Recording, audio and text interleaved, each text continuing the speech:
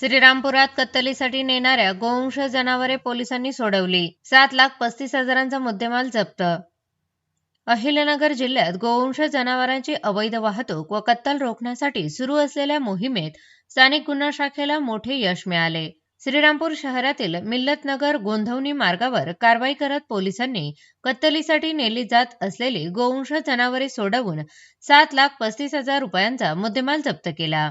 गुप्त माहितीच्या आधारे पोलिसांनी MH05 DK06 61 क्रमांकाच्या पिकअप वाहनाची तपासणी केली असता त्यात गोवंश जनावरे दाटीवाटीने भरल्याचे आढळले.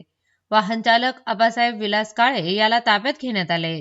चौकशीत ही जनावरे समीर बिलाल कुरेशी, वसीम अयूब कुरेशी व सादिक फरीद कुरेशी यांच्या सांगण्यावरून कत्तलीसाठी नेत असल्याची माहिती समोर आली.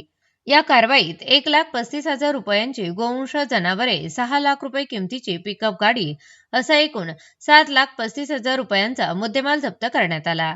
या प्रकरणी श्रीरामपूर शहर पोलीस ठाण्यात गुन्हा दाखल करण्यात आला आहे. पुढील तपास श्रीरामपूर शहर पोलीस करत आहे.